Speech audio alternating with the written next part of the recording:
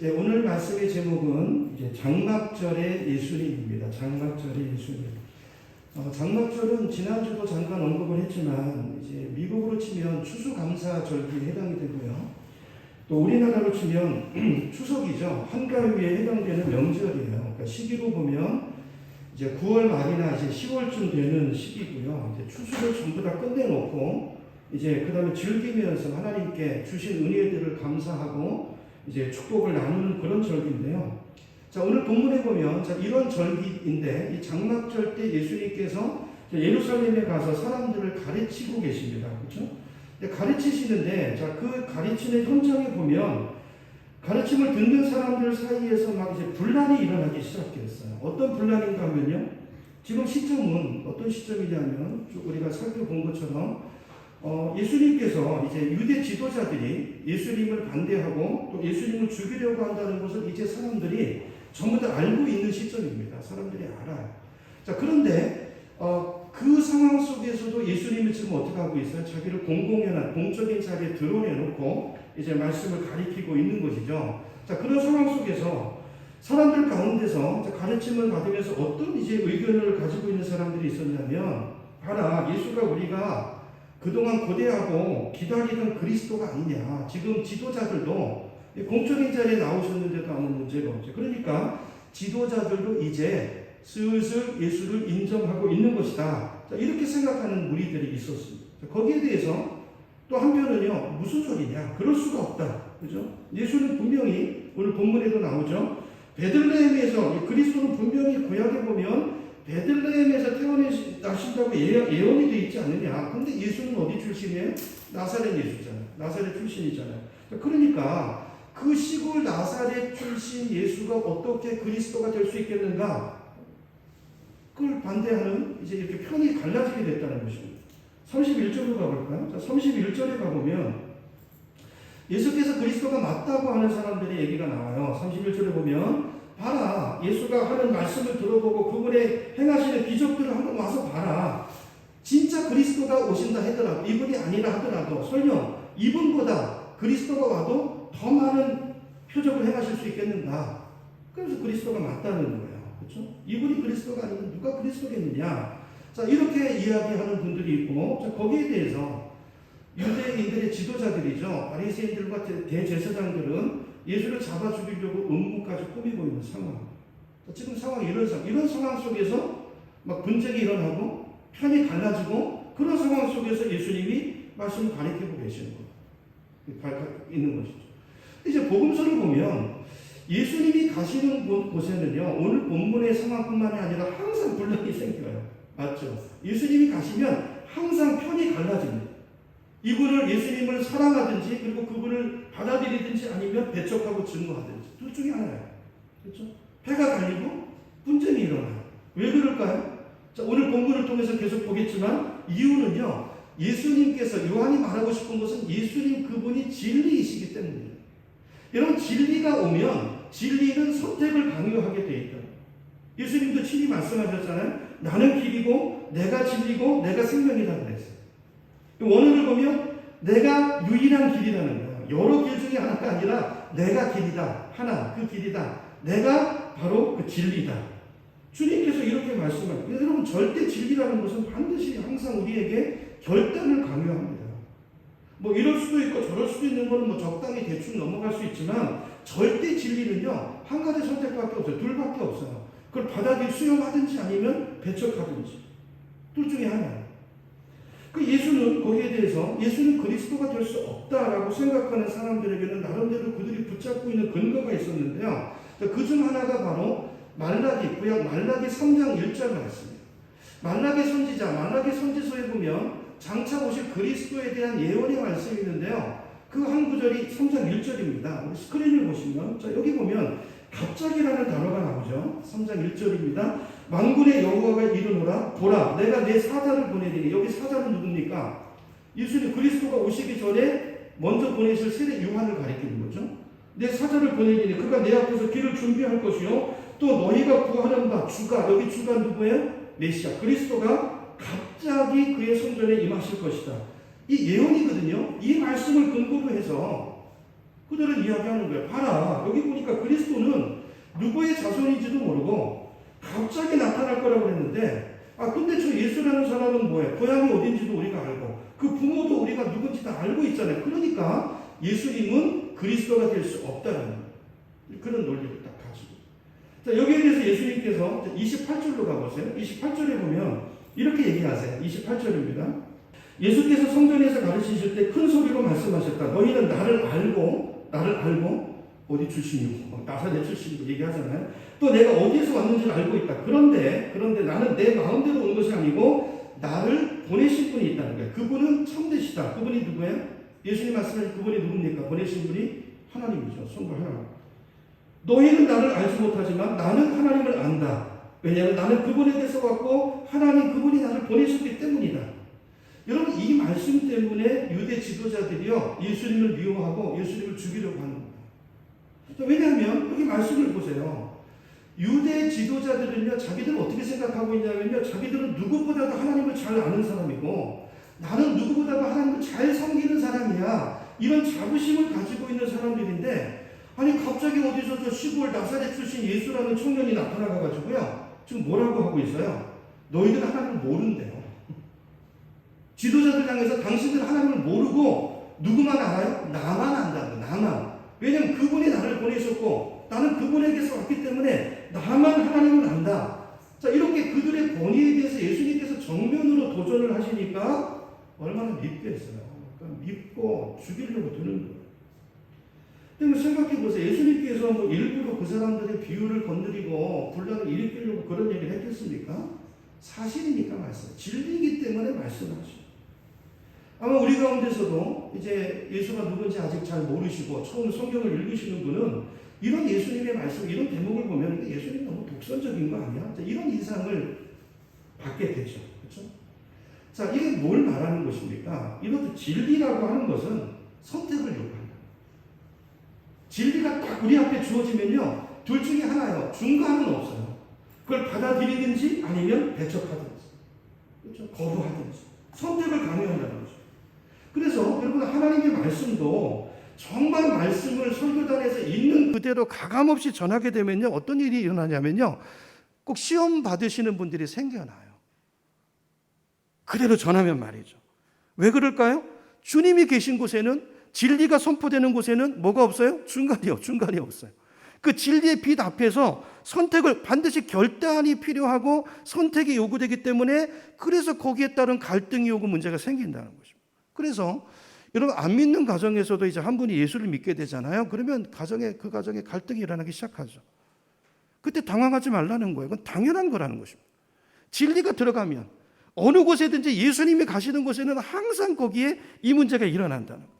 물론 우리가 이제 가정에서 일어나는 갈등이, 우리가 예수 믿고 나서 좀 더 남편이라면 사랑하는 남편이 되고 또 아내라면 더 남편을 존중하는 아내가 돼야 되는데, 뭐 그러지 못해서 오는 문제라면 그거는 내 문제니까 내가 바꿔야 되겠죠. 그렇죠? 더 순종하고 사랑해야 되겠죠. 자, 그러나 그런 거 말고 많은 경우에 내가 예수를 믿고 나서 말씀대로 살려고 하니까 이전보다 더 좋은 아내가 되고 더 좋은 남편이 되고 더 좋은 아빠가 됐는데도 불구하고 예수 믿는다는 그 자체 때문에, 진리를 따르는 그 문제 때문에 오는 갈등이 있고 문제가 온다는 것입니다. 자, 그런 문제가 가정에 생겨나게 되면 그건 무슨 뜻이라는 거예요? 그 가정에 주님이 오셨다는 뜻이라는 거예요. 그 가정에 진리가 임했다는 뜻이라는 거예요. 그래서 그 진리 앞에서 편이 갈라지고 있는 것을 그 현상이 일어나고 있다는 그런 얘기라는 것이죠. 그러므로 여러분의 삶 가운데서, 가정 가운데서 예수 믿고 나서 자꾸 가정에 어떤 문제들이 생긴다면 여러분 용기 잃지 마시고 기쁘게 여기시기 바랍니다. 물론 우리가 더 순종하지 못해서 생기는 문제라면 우리가 더 순종해야 되지만, 예수 믿는 그 자체 때문에 문제가 생길 수 있다는 것을 예상하시고 그걸 잘 견디고 감당해야 된다는 거죠. 주님께서 우리 가정에 들어오셨다는 뜻이니까. 물론 부부가 두 사람이 같이 건성으로 교회만 왔다 갔다 하면 뭐 문제가 일어날 일도 없어요. 근데 두 분 중에 한 분이 정말 예수님을 주님으로 영접하고 그분의 다스림을 받는 삶이 시작이 되면, 주님 말씀대로 살려 하다 보면 갈등이 일어날 수 있다는 것입니다. 그래서 예수님께서도 마태복음 10장 34절에서 이렇게 말씀하셨어요. 제가 읽어봅니다. 너희는 내가 세상에 평화를 주려고 온 줄로 생각하지 말라. 평화가 아니라 뭐를 주러 오셨다고요? 칼을 주러 오셨대요. 칼을. 무슨 말일까요? 나는 사람이 자기 아버지와 맞서게 하고 딸이 자기 어머니와 맞서게 되고 며느리가 자기 시어머니와 맞서게 하려고 왔다. 사람의 원수가 자기 집안 식구일 것이다. 여러분, 안 믿는 사람들한테는 이게 시험이 될 수 있는 말씀이지만 예수님께서 지금 이 말씀을 주시는 포인트가 핵심이 뭡니까? 예수님은 절대 진리시기 때문에 말씀드린 것처럼 어디든지 그 진리가 임하면 예수의 빛이 비추면 편이 갈라지게 돼 있다. 그걸 받아들이는 자와 배척하는 자 사이에 갈등이 불가피하다는 거예요. 이건 우리가 예상을 해야 된다는 것입니다. 이건요, 개인의 신앙생활도 똑같아요. 우리가 교회를 그냥 건성으로 왔다 갔다 하면 문제될 거 없죠. 그런데 정말 내가 예수님을 내 인생의 주님으로 모셨어요. 그리고 하나님의 말씀이 내 안에 거하고 그 말씀이 나를 다스리기 시작해요. 그러면 내 삶에 없던 갈등이 생겨요. 전에는 없던 갈등이 새로 일어난다고요. 어떤 분은 그런 말 하시는 분이 계세요. 형제님, 예수님을 믿으면 마음의 근심, 걱정, 염려 다 사라집니다. 인생의 문제가 다 없어집니다. 이렇게 말씀하시는 분이 있는데 정말 그럴까요? 어떤 면에서는 그래요. 어떤 면에서는. 예를 들어서 우리가 예수님을 영접하고 나면 예수님을 통해서 내 모든 죄가 다 용서받았다는 그런 시원함이 있죠. 그렇죠? 죄로부터 해방감이 있어요. 기쁨이 있어요. 또 누가 나를 끝없이 사랑해 주시고 용납하고 받아주시는 그 하나님의 사랑을 우리가 체험하면서 점점 그리스도 안에서 우리가 안정감을 누리고, 세상에 그런 안전이 있나요? 없죠. 그리스도 안에서 안정을 누리고 평화를 누리고 기쁨을 누려요. 이런 게 있어요. 그러나 평화가 있고 기쁨이 있지만, 안정감을 누리지만, 그런데요, 갈등이 사라지는 것은 아니에요. 다만 갈등의 내용이 달라질 수는 있어요. 그러니까 전에 갈등하던 게 그걸 내가 더 이상 갈등하진 않아요. 그리스도 안에서. 그런데 새로운 갈등이 생긴다는 거예요. 예수님은 여기 다 이런 경험들 다 하셨잖아요. 그렇죠? 옛날에는 시시한 거 가지고, 세상적 가지고 누가 좀 건드리면 그것 때문에 고민하고 밤잠도 못 자고 속을 부글부글 끓이고 그러지만, 그리스도의 다스림을 받으면 이런 게 점점 없어지죠. 그런 게 더 이상 갈등이 되지 않아요. 자꾸 내가 이제 죽는 쪽으로 가죠. 그렇죠? 그런데 새로운 갈등이 생겨요. 어떤 갈등일까요? 내가 좀 더 주님 말씀대로 살지 못하는 것 때문에 갈등하고, 그렇죠? 내가 좀 더 사랑하고, 내가 좀 더 섬기고, 내가 좀 더 거룩해지지 못하는 것 때문에 갈등하는 이런 새로운 갈등이 우리 안에 일어나기 시작한다는 거예요. 자, 이런 새로운 갈등이 일어나고 있다면 그건 뭘 말하는 거예요? 절대 진리이신 예수님이 내 안에 오셨다는 증거예요. 그분이 역사하고 있다는 증거라는 것입니다. 이건 내가 거듭났고 내가 살아있다라는 증거이기 때문에 그런 갈등이 있다면 그 갈등을 오히려 기쁘게 생각하시고 감사하게 여기라는 거예요. 자, 그래서 오늘 본문에서도 예수님의 장막절에 어디 가셨다고요? 예루살렘에 가셔서 거기서 가르치시니까 거기서 뭐가 일어나요? 분란이 일어나요. 편이 갈라진다는 거예요. 그 얘기를 하는 거예요.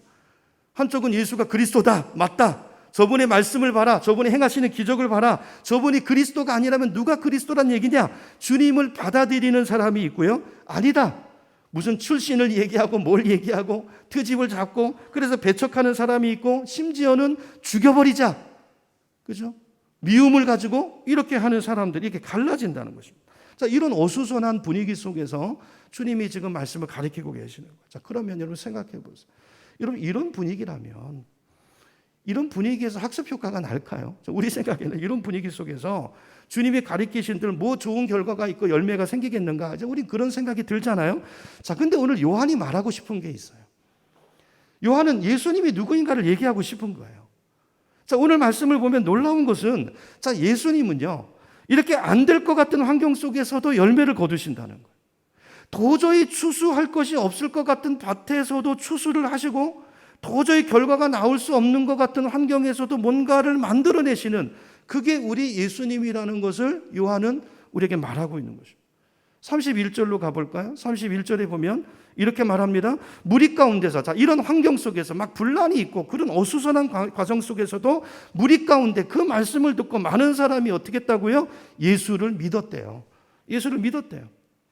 그들이 뭐라고 말합니까? 그리스도가 오신다고 해도 이분이 하신 것보다 더 많은 표징을 행하실 수 없다. 자, 이렇게 예수를 영접하는 모습이 나옵니다. 그리고 32절로 가보면 또 재미난 사건이 하나 더 기록이 되어 있어요. 대제사장들과 바리새인들이 예수를 잡으려고 이제 성전 경비병들을 이제 보내거든요. 근데 이 사람들이 어떻게 하죠? 갔다가 예수를 잡으러 갔다가 그냥 왔어요.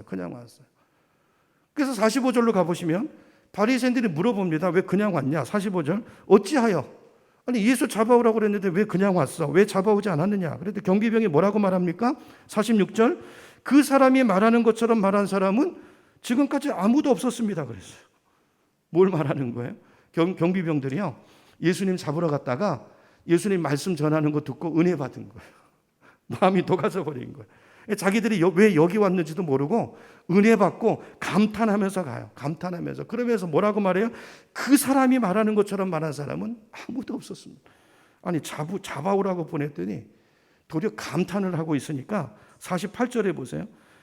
이렇게 말해요. 당국자들이나 우리 지도자를 말하는 거죠. 우리 지도자들이나 신앙생활을 그렇게 열심히 한다는 바리새파 사람들 중에서 예수 믿는 사람 봤냐? 하나라도 있는가 봤냐? 그래서 큰 소리로 뻥칩니다. 근데 예수 믿은 사람이 있습니까? 없습니까? 있어요. 누구죠? 니고데모. 오늘 본문에 나와 니고데모. 여러분 니고데모는요. 요한복음에 3번 등장해요. 3번. 첫 번째가 우리 봤죠? 요한복음 3장에. 그렇죠? 그때는 밤에 찾아와서 예수님을 밤에 자기 신분을 숨기고 몰래 와가지고 예수님에게 물어보죠. 어떻게 거듭날 수 있습니까? 와가지고 이제 예수님과 그 질문을 하고 대화를 나누는 장면이 나오고요. 자, 그리고 두 번째 등장하는 데가 이제 오늘 본문 7장이에요. 7장 이제 50절로 가봅니다. 자, 7장에 그 50절에 가보면 자, 바리새인들이 예수님을 잡아 죽이려고 하니까 니고데모가 예수님 역성을 들어요. 뭐라고 말합니까? 51절. 아니 우리 율법에 보면 피고의 얘기를 설명을 듣지 않고 판결을 내리는 법이 없는데 너희가 왜 이렇게 해도 되는 거냐? 예수님 편을 들어요. 그죠? 그랬다가 52절에 보면 이제 다른 사람들은 또 혼쭐이 나죠. 당신도 갈릴리 사람이야? 이러면서 이제 혼쭐이 나요. 여러분 니고데모가 처음 예수님을 찾아올 때는 언제 왔다고요? 밤에 왔어요. 밤에. 비밀리에 몰래 누가 알까 봐 숨어서 예수님을 섬기고 예수님과 교제를 했는데 7장에 오니까 그 믿음이 자라죠. 이제 자기를 조금 드러내기 시작합니다. 사람들 앞에서. 나 예수님이 제자라는 것을 이제 드러내고 예수님 편에 서요. 예수님 편에. 그러다가 여러분 예수님 돌아가실 때 요한복음 19장에 가서 보면요. 그때는 예수님이 죽으셨을 때 누가 예수님을 장례를 치르죠? 니고데모예요. 니고데모가 요셉과 같이 장례를 치러요. 그 일로 인해서 니고데모는요. 사회적으로 매장이 되어버립니다. 그렇죠? 사회적으로 매장이 돼요. 자, 요한이 지금 뭘 말하고 싶은 걸까요? 이렇게 서로 분쟁이 일어나고 갈등이 생기고 폐가 갈리고 도저히 열매를 맺을 수 없는 것 같은 그런 상황인데도 주님은 많은 사람들을 믿게 하시더라는 열매들이 나타나더라. 그리고 예수를 잡으러 온 경비병들도 어떻게 돼요? 오히려 예수님께 감복을 하고 그 다음에 요즘으로 우리로 말하면 국회의원 같은 그런 사회 지도층들도 그 와중에서 제자로 만들어내시고 요한의 메시지가 뭡니까? 우리가 볼 때는 안 될 것 같은 상황이라도 주님이 계시면 된다는 거예요. 그러니까 내 생각으로 안 된다고 판단하지 말고 주님을 모시라는 것입니다. 주님이 우리 가정에 오시면 안 될 것 같은 상황에서도 그 속에서도 열매가 맺히고 그 속에서 기적이 일어난다는 거예요. 중요한 것은 주님이 계시느냐, 진리 앞에 서느냐, 이게 중요한 거라는 것입니다. 여러분 주님께서 우리 인생을 막 흔드실 때가 있죠. 저도요. 제가 청년 때 예수님을 만날 때 예수님이 저한테 충격이었어요. 충격. 왜냐하면 제 가치관과 대립이 되거든요. 제 가치관과 완전히 대립이 되잖아요. 말씀은요. 우리 삶을 내 생각을 송두리째 뒤집어 놓습니다. 예수님이 오시면 가정을 흔드시고요. 사업을 흔드시고 내 인생 자체를 흔드세요. 주님은 흔드세요. 막 흔드세요. 이유가 뭘까요? 새로운 인생을 주시기 위해서. 여러분 새로운 것을 지으려면 헐어야 됩니다. 우리 옛사람이 죽어야 되고요. 내 가치관, 예수 믿는 것은 생각이 바뀌는 거예요. 가치관이 바뀌는 것이고 추구하는 것이 바뀌는 거예요. 여러분 예수님께서 우리를 무너뜨리십니다. 왜냐하면요. 우리가 알듯이 사람이 잘 안 변하잖아요. 흔드세요. 이제까지 막 흔드셔가지고 이제까지 내 방식으로 살아왔는데 그렇게 살 수 없다는 걸 내가 깨닫게 하시는 거예요. 내 생활 방식과 내 성격에 대해서 이게 내가 문제였구나. 전에는 다른 사람이 문제라고 생각했는데 주님 흔드세요. 그런 상황에 몰아넣으세요. 그래서 내가 문제구나. 내가 죄인이구나. 그래서 이 갈등으로 나타나게 하시는 그 주님의 목적이 뭐냐 하면 새로운 것을 우리 인생에 건설하시고 새로운 성품을 짓기 위해서라는 것이죠. 그렇죠? 그래서 주님은 짓기 위해서 무너뜨리신다는 거죠. 여러분 참 사람이 안 변해요. 제 자신을 봐도 그렇고 옆에 분을 봐도 그렇고 안 변해요. 그럼에도 불구하고 우리가 소망을 갖는 이유는 뭡니까? 사람으로서는 할 수 없지만 내가 내 아내를 바꿀 수 있습니까? 남편을 바꿀 수 있습니까? 안 돼요. 주님이 하실 수 있어요. 그러니까 주님께서 안 되실 일을 주님은 가능케 하시는 분이고 이루어질 수 없는 분을 이루시는 분이라는 걸 오늘 요한이 이야기하는 것입니다. 그 환경 속에서. 그러므로 소망을 가지라는 거예요. 주님이 계신 곳에는 우리가 기대하지 않았던 일들이 일어나고 우리가 상상하지 못했던 일들이 생겨나고 이걸 기대하라는 것입니다. 기대. 여러분 믿음은 기대하는 것입니다. 주님을 믿는다는 것은 주님을 기대하는 거예요. 내 힘으로는 안 되지만 주님이 우리 가정에 오시면 주님이 우리 가정을 세우실 것을 기대하는 거예요. 내 자녀를 세우시고 우리 인생을 세우시고 우리 사업장을 세우시고 주님이 하신다. 주님이 하신다. 이게 믿음이죠. 여러분 삶에 고난이 있고 문제가 있는 분이 있습니까? 기도하시기 바랍니다. 그리고 주님을 모시기 바랍니다. 주님이 오시면 역사가 일어나요. 물론 처음에는 갈등이 먼저 온다고 그랬죠. 갈등이 생기고 예수님을 왕으로 모시고 그분의 다스리심을 받아들일 때까지 주님은 계속 흔드세요. 그 흔드시는 목적은 무너뜨리려 함이 아니고 세우기 위함이라고 그랬죠. 그 주님께 항복하고 주님을 나의 왕으로 주님으로 모실 때 주님의 역사가 일어나고 우리 삶에 변화가 일어나고 치유가 일어나고 회복이 일어난다. 그렇죠? 견뎌야 되는 거. 가정에서도 처음에 그 분란 견뎌야 돼.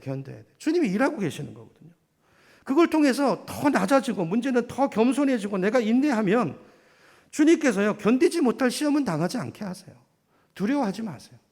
분란을 두려워하지 마시고 견뎌야 돼요. 주님이 얘기하신 거잖아요.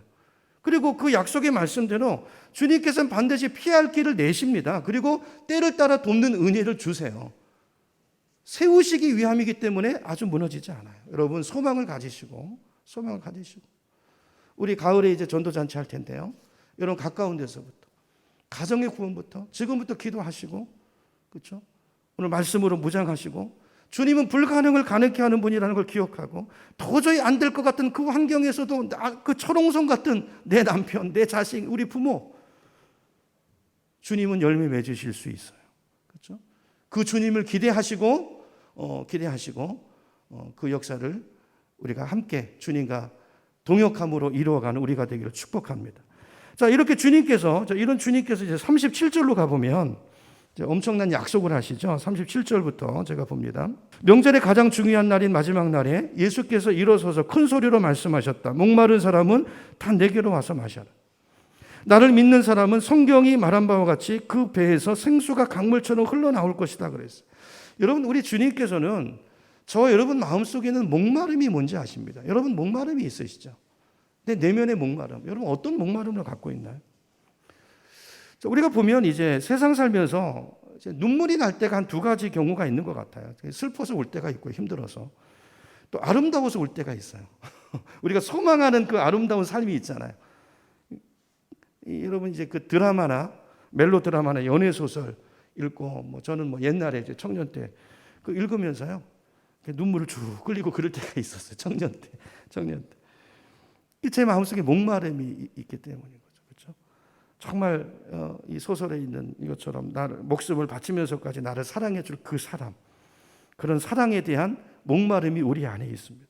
근데 소설에서는 그게 되니까 이제 거기 이제 내가 이제 그 주인공이 돼가지고 이제 눈물이 쭉 나고 이제 그런 경우들 드라마 보면서 있으시잖아요.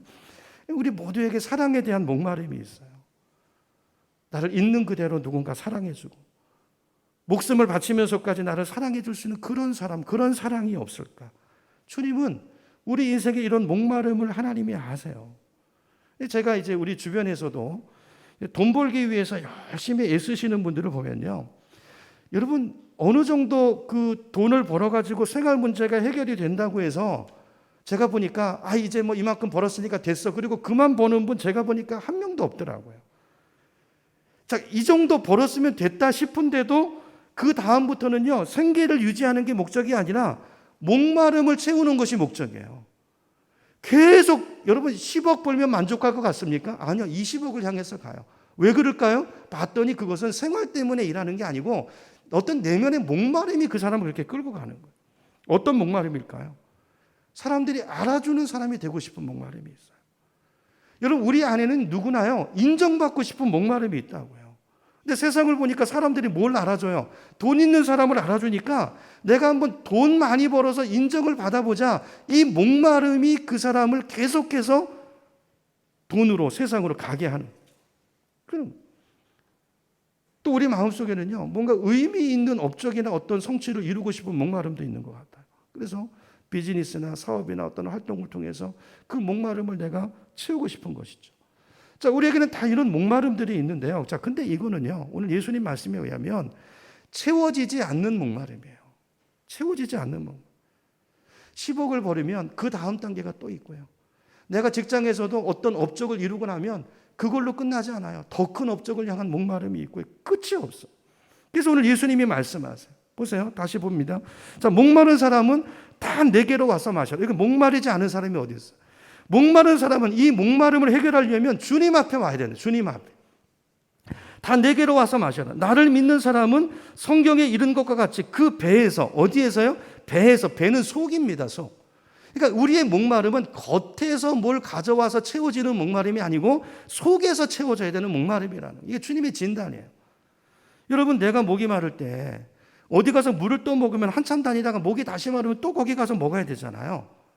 또 근데 그걸 찾을 수 없는 환경 속에 있으면 목마름이 더 심해지죠. 갈등이 더 심해집니다. 해결되지 않아요. 자, 그런데 우리 배에서, 안에서 생수가 솟아날 것 같으면 우리는 목마름을 느낄 필요가 없어요. 필요가 없어요. 이게 주님의 해결책인 것입니다. 자, 주님께서는 우리 모두에게 있는 이 목마름, 이거를 해결할 수 있는 방법을 주님께서 약속하셨는데, 자, 그 방법은 바깥에서 오는 것이 아니고 어디서요? 안에서부터, 내 속에서부터 생수가 터지게 하는 것이라고 이야기하고 있어요. 이게 뭘까? 이게 뭘까? 요한은 그게 성령이라고 뒤에 이제 주석을 달아놨죠. 저는 이제 제 어린 시절을 보면, 저는 이제 열등의식을 어렸을 때 많이 가지고 자라가지고요. 쭉 자라면서 초등학교 다니고 중학교, 고등학교 쭉 성장하면서 제 가장 큰 목표가 뭐였냐면요, 남들이 알아주는 사람이 되는 거예요. 칭찬 듣고 인정받는 사람이 되는 거예요. 제 모든 삶의 공부도 그렇고요, 모든 일의 동기는 사람들한테 인정받는 데 맞춰져 있었어요. 직장 생활도 마찬가지. 그래서 공부도 했고요. 무슨 어떤 일을 하면 밤잠 안 자고 준비해가지고, 야, 저 사람 정말 탁월한데, 그런 소리를 들어야 이게 내면의 목마름이 좀 어느 정도 해결이 되는 그런 인생을 살았어요. 근데요, 저만 그런 줄 알았더니 제가 보니까 제 옆에 사람 다 그렇더라고요, 다. 그렇죠? 옛날에 술 한잔 마시고 얘기해보면 다 그래, 똑같아요. 친구 중에 하나는 비교적 좋은 직장에 이제 연구소에 가서 일하는 친구가 하나 있었는데, 이런 연구기관에서 일할 때는 그 사람을 알아주는 척도가 뭐냐면요, 얼마나 연구 논문을 많이 썼냐는 거예요. 얘는요, 맨날 앉아가지고 뭘 놀 줄도 모르고 어디 뭐 가족이랑 여행 갈 줄도 모르고 맨날 사무실에 앉아가지고 죽어라고 논문을 써요, 논문을. 근데 문제는 논문을 어느 정도 쓰고 그러면 뭐 그럼 이만하면 됐다라는 생각이 드냐면 그게 아니라는 거예요. 그렇죠? 그다음에 가만히 보니까 이제 논문을 쓰는 것도 중요하지만 더 중요한 것은 어떤 학술지에 내 논문을 실느냐가 또 중요하더라는 거예요. 그래서 걷다가 실으려고 또 이제 뭐 머리 싸매고 그러다 보니까 거기다 이제 실게 됐어요. 그러면 또 만족이 됐느냐? 또 그게 아니더래요. 정말 사람들한테 인정을 받으려고 하다 보니까 이제는 무슨 뭐 학회 같은 데 가가지고 무슨 분과위원장 하나 정도는 맡아야지 또 사람들이 알아주더라는, 그 나이 때 맞는 또 다른, 끝이 없다는 것이죠. 여러분, 끝이 없습니다. 돈을 벌어서 내 목마름이 해결됩니까? 얼마를 벌어야 돼요? 끝이 없어요. 그걸로 해결되지 않습니다. 밖에서 해결되지 않고 목마름의 해결은 내 안에서 이루어져야 되고 주님께서는 그거를 약속하고 계시는 거예요. 우리의 목마름은 밖에서 채워지는 것이 아니라 어떤 성공으로 어떤 학위로 돈으로 해결되는 것이 아니라 우리의 목마름은 우리 내면에서 해결돼야 된다는 거예요. 여러분, 우리가 가지고 있는 목마름을 따져보면 결국은 영생에 대한 목마름이에요. 여러분, 우리가 제일 두려워하는 게 뭡니까? 죽음이잖아요. 죽음. 내가 인생을 살다가 죽음이 뭐예요? 단절되는 느낌이잖아요. 내가 끊어져 버리는 것 같은, 없어져 버리는 것 같은 내 존재가. 거기에 대한 우린 두려움이 있어요. 우리가 무시받는 것에 대한 두려움이 있잖아요. 거기에 대한 분노가 있고 막 그러잖아요. 여러분, 이 목마름을 채워주실 분도 누굽니까? 영생에 대한 목마름, 예수님만이 채워줄 수 있어요. 우리의 목마름은 밖이 아니고 안에서 주님이 오셔야, 그렇죠? 성령이 오셔야 채워지는 것이라고 말씀하고 있어요. 다시 봅니다. 예수님께서 이 말씀 다시요. 자, 목마른 사람들은 다 내게로 와서 마시라. 나를 믿는 사람은 성경의 이름과 같이 그 배에서 생수가 강처럼 흘러나올 것이다. 그리고 뒤에 뭐라고 되어 있어요? 이는 예수를 믿는 사람들이 받게 될 성령을 가리켜 하신 말씀입니다. 예수님께서 아직 영광을 받지 않으셨으므로 승천하지 않으신 거죠. 그래서 아직 성령이 사람들에게 오지 않았다. 요한의 부연 설명이에요. 자, 물론 성령님께서는 창조부터 지금까지 쭉 역사 가운데 일해 오셨죠. 그러나 우리 삶 가운데 들어오셔서 내 안에 내주하시면서 우리에게 있는 그 내면의 목마름을 채워주시는 이 성령의 역사는 언제부터 시작이 됐냐면 오순절부터 시작이 됐어요. 여러분, 사도행전 2장에 있는요. 그래서 이제는 누구든지 예수님을 구주로 모셔드리는 사람들에게는 하나님이 그에게 성령을 보내주십니다. 그래서 성령이 오시면 우리 인생의 갈증이, 내면의 목마름이 그 성령으로 인해서 채워진다는 거예요. 사랑에 대한 목마름, 인생의 의미를 발견하고자 하는 목마름, 뭔가 나도 가치 있는 사람이 되고 싶은 가치에 대한 목마름, 이런 모든 목마름의 해결은 성령이 오셨을 때, 성령이 채워질 때 우리 안에 그 의미가 채워지고 목마름이 해소됨을 믿으시기 바랍니다. 여러분, 이 시간 한번 여러분의 인생을 한번 돌아보세요. 여러분의 목마름은 뭡니까? 다 목마름이 있잖아요. 사랑받고 싶은 목마름이 있을 수 있고, 뭔가 다른 사람에게 알려주고 싶은, 인정받고 싶은 그런 목마름들이 다 있죠.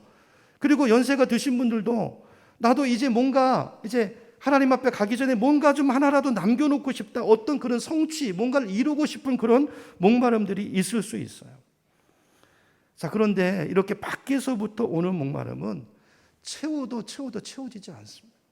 갈증이 더해집니다. 오직 예수 그리스도 그분을 나의 주님으로 영접하고 그분을 모셔드릴 때, 성령이 내 안에 오실 때 내 목마름을 채워주실 분은 그 성령의 역사로 인해서 성령이 주시는 기쁨, 내 안에서 솟아나는 기쁨, 그 솟아나는 평안함, 그죠? 그 인생의 의미, 주님 뜻대로 살아갈 때 오는 그 안정감, 이것이 진정한 우리 인생의 목마름을 채워주는 그 해결점이라는 것입니다. 바라기는 여러분 성령을 받으셔야 됩니다. 여러분, 아직 예수님을 영접하지 않으신 분들은 교회 다니는 것과 예수님 영접하는 건 다른 거예요. 예수님을 영접하세요. 그리고 성령을 받으시고 성령의 충만함을 받으시고 이런 내면의 목마름이 채워지는 그런 복을 누리시고 복을 맛보면서 살아가는 우리 모두가 되기를 예수님의 이름으로 축원합니다.